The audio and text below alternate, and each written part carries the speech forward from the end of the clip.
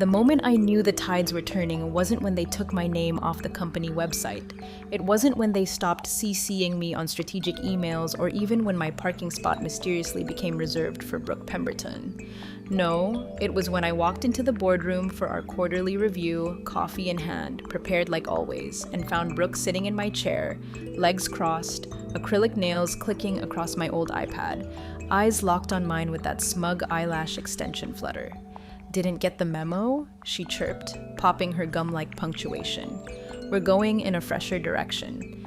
Now, for context, I'd given 15 years to Ironbridge Capital. No drama, no scandals, no missed deadlines. I was the person who made sure the ship stayed afloat when Kyle Hendricks, our CEO, accidentally vacationed in Bali during the 2012 compliance audit.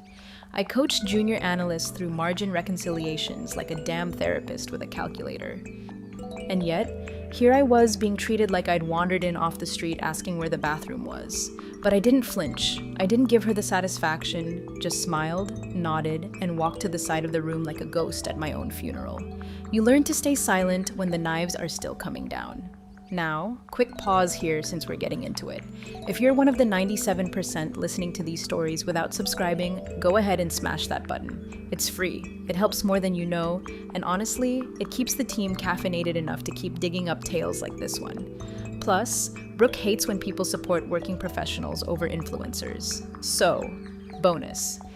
Anyway, back to my desk being stolen by nepotism in Louboutin heels. Brooke, fresh out of a marketing bootcamp and TikTok famous for reviewing overpriced candles, had been strategically placed in our firm by her uncle Kyle, supposedly to streamline digital branding. But we all knew what it really was. A trust fund brat with a nose for hashtags and zero understanding of financial instruments, suddenly deciding our Fortune 500 clients needed girl boss energy. I was introduced to her in the hallway like I was the janitor. "This is Auntie Claire," she laughed to another new hire. "She's like the institutional memory, like a living filing cabinet." To her, I was legacy clutter, a fax machine in an iPhone world. But what she didn't know, what none of them bothered to check, was just how quietly powerful that filing cabinet still was. Kyle, drunk on his own rebrand, started echoing Brooke's rhetoric. "We need agile thinkers." "Claire, you're steady but not nimble." I'd handled 2 hostile takeovers, smuggled our firm out of an insider trading scandal, and negotiated an acquisition in Mandarin without Google Translate. But sure, let's prioritize emoji fluency. They moved my office, then moved it again. Eventually, I was sharing a windowless cubicle with the HR coordinator and a 3-foot-tall succulent named Elliot. Still, I stayed. Why? Because when you've spent 15 years weaving the tapestry, you don't yank the thread at the first drop stitch. You watch, you wait, you document. And I did document. Every skipped protocol, every email misfiled, every Brooke innovation that violated 3 regulatory clauses and a basic understanding of math. I kept it all, not out of pettiness, but precision. Because deep down, I knew this wasn't just poor leadership. This was arrogance dressed as disruption. And arrogance left unchecked devours itself. So when I got a calendar invite titled Leadership Alignment, Next Gen Vision Strategy with no agenda and no request for my presence, I knew the knife was midair. But I didn't duck. I sharpened my own. It was almost poetic, really, watching my replacement post selfies in my chair. Caption, "Taking the throne nail sparkles." The lighting was good. I'll give her that. Even the best filter can't hide what's coming when the wrong queen wears the crown. The first time Brooke took credit for my work, it was almost funny. Almost. She presented a risk mitigation model to the partners. My model, the same one I'd built brick by brick during the 2020 volatility nightmare while she was probably still reviewing exfoliators on YouTube, and called it her proprietary blend of generational intuition and AI-powered forecasting. She actually said that with a straight face while I sat 3 chairs down from her sipping burnt conference room coffee like a guest at someone else's funeral. I waited for someone, anyone, to speak up to say, "Isn't that Claire's, or didn't we implement that last year?" But no, just a sea of nods. One partner even muttering brilliant under his breath like he hadn't once called me the firm's quiet shield. I didn't say a word, not because I was scared, because I was watching. Next week, she gave an all-hands culture sync where she literally opened with a slideshow titled Old School versus Bold Cool. Guess which side of the screen I ended up on? Spoiler, I was represented by a gray filing cabinet and a frowny face. She didn't say my name, but she didn't have to. Half the staff glanced at me when she clicked to slide 4. We've outgrown caution. She'd only been there 3 months. Then came the restructuring rumors. Quiet at first, whispers in the elevator, Slack channels suddenly set to private. A spreadsheet I maintained for over a decade, tracking high net worth accounts, deadlines, compliance flags, was suddenly migrated to her team without a single heads up. When I logged in, I found access revoked and my name scrubbed from the file history like I'd never existed. That's when I knew this wasn't just career cannibalism. This was erasure. I approached Kyle casually, I thought. After the Q2 strategy meeting where Brooke pitched turning our internal reports into bite-sized trend recaps with emojis, he didn't look up from his phone. Look, Claire, he sighed. You've always been a good steward of our legacy systems, but let's be honest. We're not in the stewardship era anymore. We're in the scaling era. Brooke speaks the language. You translate. Translate what exactly? I asked, voice even. He smiled. One of those thin, patronizing, uptown Charlotte smirks that comes with a trust fund and no consequences pedigree. You're not a queen. You're infrastructure. Don't take this personal. I wanted to laugh. Not a queen, buddy. I had kept this kingdom from burning when your offshore account had a naming error that could have tanked the entire merger. But again, I didn't rage. I didn't cry. I noted it. Tucked it into the mental ledger I was quietly building like a war accountant. The final straw came wrapped in beige legal. I was reviewing an internal memo about the upcoming merger, the same one I'd helped architect back when we were still pretending to be value first. It outlined officer signatories, authorizations, operational oversight.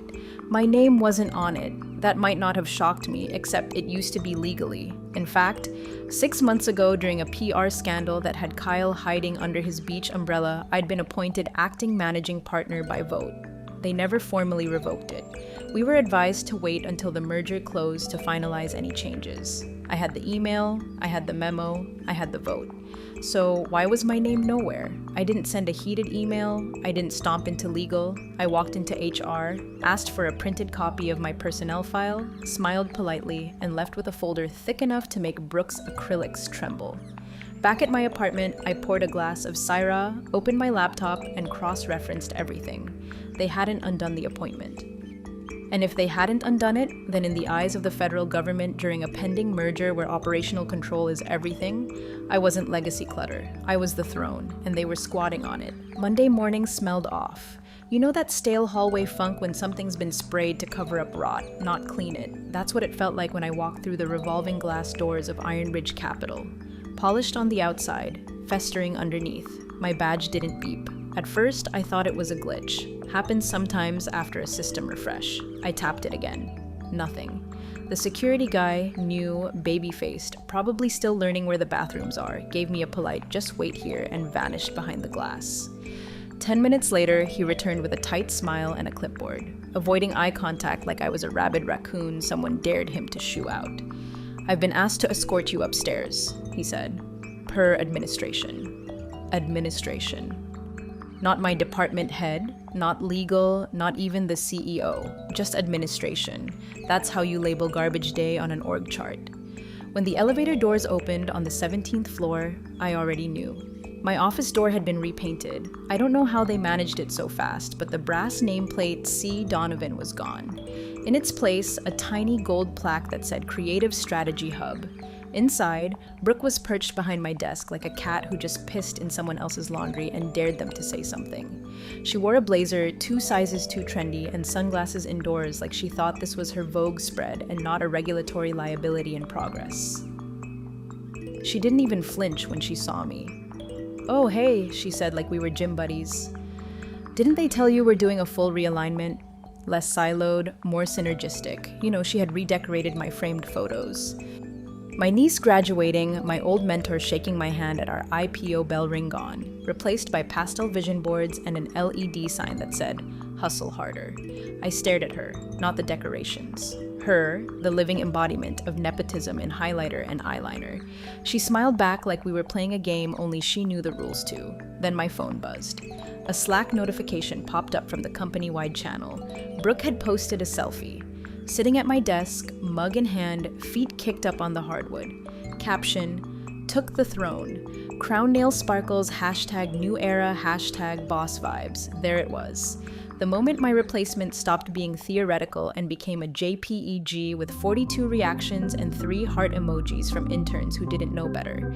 I didn't lash out, didn't scream. That's what they expected. Meltdown, HR incident. Legally clean justification for pushing me out. Instead, I pulled out my phone, took a screenshot of the post. One clean capture proof. Then 2 guys from facilities showed up with that awful sheepish look like they'd been told to escort someone to HR but hadn't practiced the route. "We'll need your badge," one said barely above a whisper. "No explanation?" I asked. "Just protocol," he muttered. "No paperwork, no exit interview, no reason, just protocol." So I handed over the badge, smoothed my jacket, and walked out. Past the executive lounge I designed the budget for. Past the glass hallway I lobbied to have tinted so traders wouldn't pass out in July. Past Brooke's selfie now plastered in the internal newsletter as a fresh start. Outside the sunlight hit different. Not warm, not cold, just honest. I stood there for a moment, letting the weight of 15 years slide off my shoulders like a bad coat. Then I opened my notes app and typed 4 words. Forward 1 email, wait. Then I smiled because while Brooke was busy posting selfies with my coffee mug, she forgot one thing. That throne she took, it still had my signature welded underneath. I didn't cry, I didn't rage clean, I didn't call a friend to vent into a pint of mint chocolate chip. I went home, kicked off my heels, fed my ancient cat a tuna treat, and turned my dining table into a war desk. 1 pot of coffee and 3 lighting candles later. Ironic, really, since Brooke's startup idea involved emotionally intelligent candles. I had my personnel file, employment contracts, board memos, and archive Slack threads fanned out like a paper crime scene. The first thing I looked for was the April vote. 6 months ago, when Kyle's vacation photos got leaked alongside some compromising communications with a junior analyst and a suspicious shell company, the board panicked. Needed someone with a clean record and client trust. They didn't even ask. I got a text that read, "Your acting managing partner effective immediately. Paperwork follows. Thank you for being dependable." I remembered the words exactly because that night I toasted myself with boxed wine and microwave popcorn. Buried in my personnel file was the formal notice. Claire Donovan appointed acting managing partner per emergency vote. Effective April 6th. Reversal pending post-review. Except that reversal, it never happened. I checked everything. Email chains, HR updates, quarterly org charts. Nothing revoked it. I even dug up a payroll stub showing the temporary title bump lasted 3 pay cycles and then just quietly disappeared like they hoped no one would notice. But here's the thing. The SEC would notice. See, Ironbridge Capital was mid-merger with an overseas asset manager. That meant everything officer roles, compliance, oversight, operational control had to be declared officially and publicly. If someone holds legal authority during a merger window and the paperwork isn't amended, it's not just an oversight, it's fraud adjacent, and I was still listed. I pulled up the latest Form ADV, the regulatory filing every firm submits to the SEC to identify key partners and controllers. Name: Claire Donovan, Managing Partner, Acting Effective. April 6th, no termination date listed. My pulse slowed, not spiked, slowed, like my body had switched from fight or flight to sniper mode. That throne Brooke posted about still legally mine, which meant every deal she signed, every document she greenlit, every Boss Babe brand partnership she'd been bragging about on LinkedIn, all potentially invalid because she didn't have the authority to sign a damn napkin without my digital blessing. I made one call, not to a lawyer, not to HR. I called Aaron. Aaron Whitaker works at the State Securities Office. We've crossed paths for years. Compliance panels, regulatory briefings, the occasional awkward hotel bar mixer where everyone wears a lanyard and pretends to like crudité. She picked up on the second ring. "Claire," she said, half surprised, "you alive?"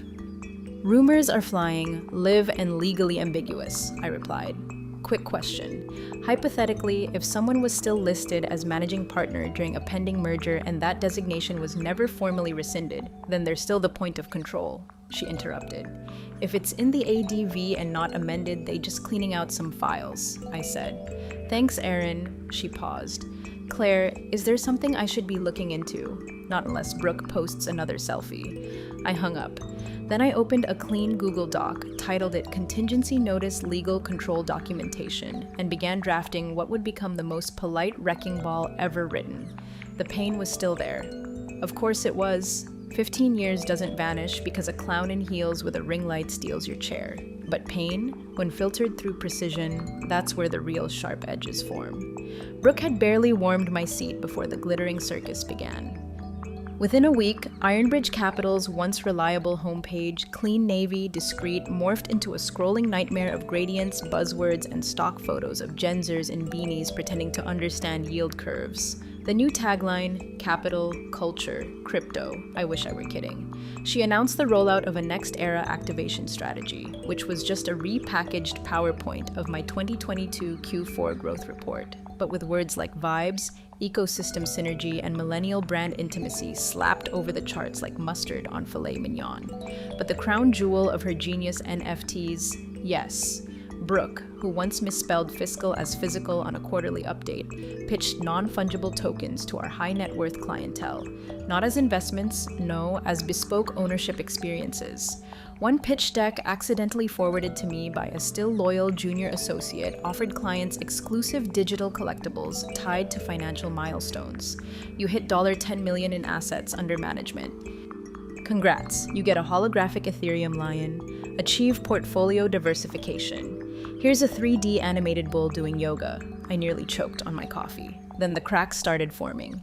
Two of our oldest clients, both legacy money, both allergic to gimmicks, reached out. One of them, Arthur Sterling III, who still signs emails with sincerely, AS III, forwarded me a message with the subject line, "Thought you'd want to see what your successor thinks I want for my 75th birthday."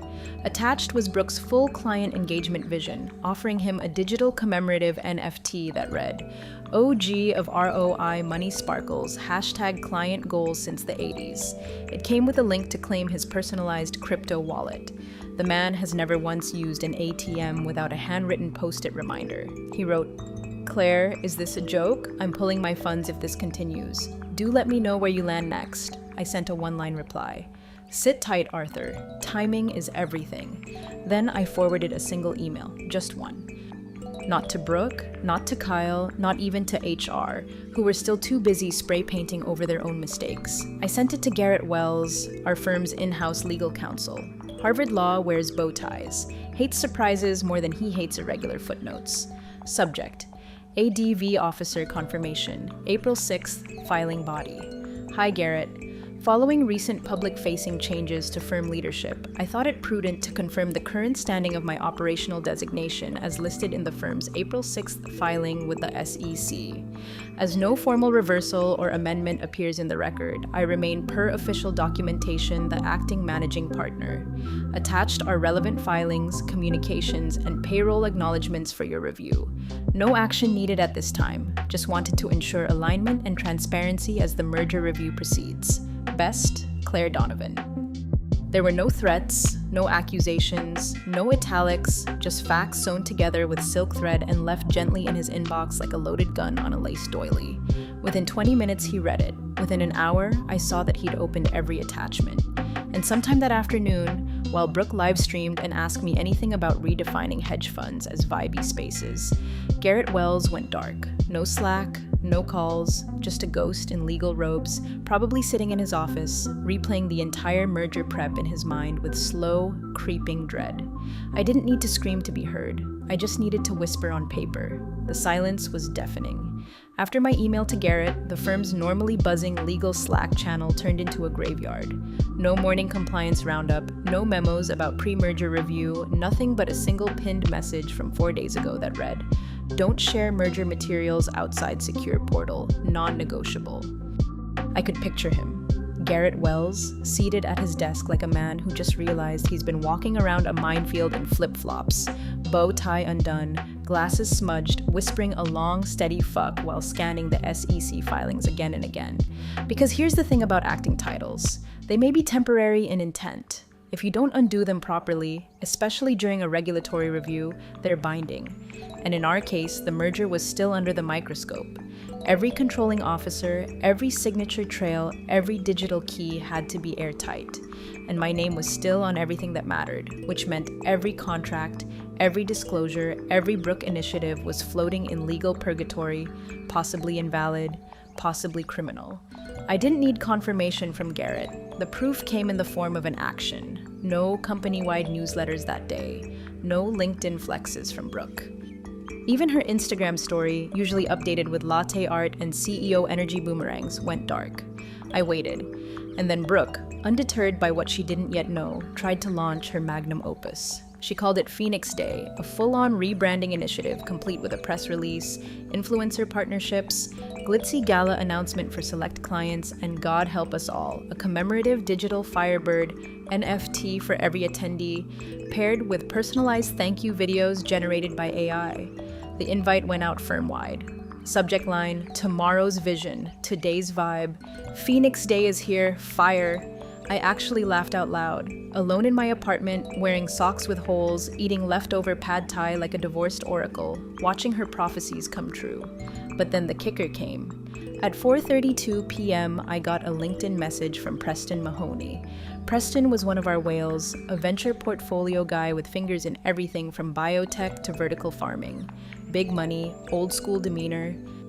Had once fired a junior analyst for calling him bro. Message read, "Hey, are you still with the firm? Because things are getting weird. Brooke just sent me something about tokenized shareholder engagement with confetti gifts."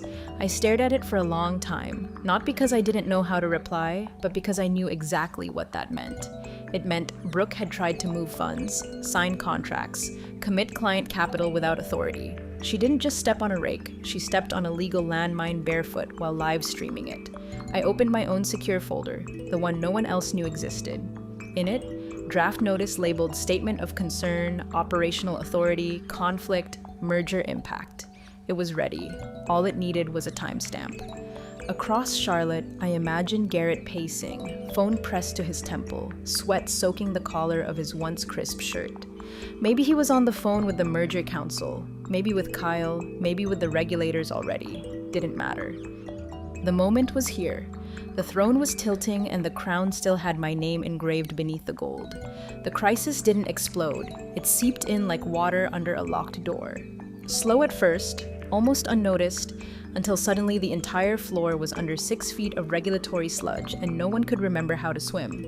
It began with a series of quiet pings, one from the Merger Council asking for clarification on officer signatory authority, another from compliance requesting updated designation documents that should have been filed post-April, then one from the SEC Oversight Coordinator flagged urgent seeking confirmation on who currently held operational control of the firm. By the time the fourth ping landed, this one from the Foreign Investment Board partner, the lights on Garrett's phone looked like a Vegas strip. He didn't answer. He couldn't. He was too busy reading the forwarded email from me for the third time. Now paired with a time-stamped PDF from the SEC database showing that, yes, as of now, Claire Donovan was still the legal managing partner, not was, is, which meant every contract Brooke signed, every asset movement authorized, every shred of public communication under her leadership, legally non-binding at best, potentially fraudulent at worst.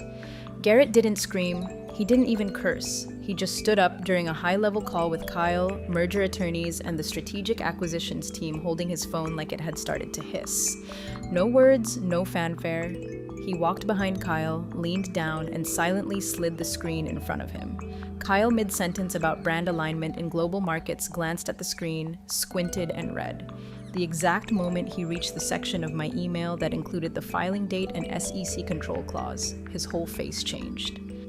It started with the jaw, that tight clench men get when they realize they've stepped in something they can't power walk out of. Then the eye twitch, and finally the full realization, brow furrowed, color draining like a bad stock ticker. When the timestamp sank in, April 6th, 6 months ago, half a year of Brooke's fantasy in leadership. 6 months of empowerment brunches, meaningless initiatives, and one very real legal dumpster fire wrapped in glitter and corporate hashtags. The room went silent. You could hear the weight of the merger collapsing in real time. "Why wasn't this reversed?" Kyle finally asked, voice brittle. Garrett didn't answer. The managing attorney on the speaker call, cool, British, emotionally extinct, spoke instead. "I'm sorry. Is this individual not in the office anymore?" Garrett cleared his throat. She was walked out, her access revoked. The current operational control by federal record remains with Claire Donovan. Stunned silence. Then, "So your niece has been signing documents she doesn't have authority for." Kyle didn't answer. His throat bobbed like he was trying to swallow a very expensive lawsuit. He picked up the phone, dialed, waited. Straight to voicemail, he muttered, palm tightening around the receiver. He hit redial. Still nothing. And then finally, he shouted, shoving back from the table, "Call her now, not Garrett, me." Everyone in the room knew who her was. No one said my name. But they all knew the ghost they tried to bury was now the only person who could unlock the vault door before the whole institution got crushed under compliance rubble. Too late, too deep. That's what happens when you crown an influencer and ignore the architect. And now the throne was sinking fast. The phone lit up like it had a guilty conscience. I didn't even need to check the number. Only one man would call me 5 times in 30 seconds with that kind of desperation and still think he had a say in how the conversation went. It rang once, twice. I let it vibrate against the table, its frantic buzzing, almost rhythmic against the wood. Then I tapped decline with the same calm you use to swat a fly you've seen coming for hours. The screaming I imagined was theatrical. Kyle doesn't speak when he's cornered. He performs, storming down hallways like he's got somewhere to go, throwing words like grenades, hoping one lands with enough panic to reset the room. Call her now. Echoing down the halls like a broken fire alarm no one's sure how to shut off, but I wasn't in the building anymore. I was at my kitchen table, laptop open, herbal tea steaming beside me like a courtroom stenographer to my final act. Click Open folder. Affiliation exit legal templates. Click Document. Formal notice of rescission managing partner authority. Click cursor blinking waiting, to whom it may concern. Per documentation filed and active with the Securities and Exchange Commission, I, Claire Donovan, remain the official acting managing partner of Ironbridge Capital as of the date of this notice. Given the unauthorized and unnotified reassignment of executive authority, material misrepresentation of operational status, the irreversible breach of trust caused by internal leadership, I am formally dissolving my affiliation and fiduciary responsibility to the firm, effective immediately. Compliance violations, if any, resulting from acts committed without my oversight, shall be reviewed under proper regulatory procedure. All supporting documentation is attached. Kindly direct all future correspondence to my legal counsel. No venom, no flare, just scalpel-precise detachment. I reread it once, twice, no typos, no doubt. I clicked export as PDF, attached the file to an email titled Formal Rescission Compliance and Legal Control, and added 3 recipients. Garrett, the SEC liaison, and the firm's merger compliance officer. No woosie to Brooke. She didn't even know which paper crown she just snapped in half. I hit send, and just like that, the trapdoor opened because now Ironbridge Capital was rudderless. The merger legally suspended until a new controlling officer could be formally ratified. Something that by rule can't happen while the last one's status is still under regulatory dispute, which it now was, which meant every pending transaction froze. Every investor disclosure now came with a footnote the size of a tombstone. And Brooke, she was just a girl in heels holding a crown no one recognized anymore. I closed the laptop, took a sip of tea, and smiled. Not from revenge, but from relief, from the sheer precision of it all. I never raised my voice. I never slammed a door. I didn't need to. I was never legacy clutter. I was the system they didn't know they still ran on. It happened faster than anyone expected. Not with a bang, but with a flurry of reply-alls and a single regulatory memo that sent the entire building into slow-motion cardiac arrest. Subject: immediate operational freeze. Chain of control disputed. The SEC made it official. All operations frozen. Client accounts locked pending review. Merger proceedings suspended indefinitely. The firm couldn't even send out a press release without triggering a secondary inquiry. One of our legacy investors, an oil executive with more litigation experience than Brooke had shoes, called his legal team before noon. By 3 p.m., 4 of our largest clients had formally withdrawn pending transfer to competitor firms. Inside, sources told me the boardroom looked like triage, partners on phones, lawyers flipping through contracts with white-knuckled fury, the CFO pale and sweating like he could already hear the quarterly earnings call bleeding in his ears.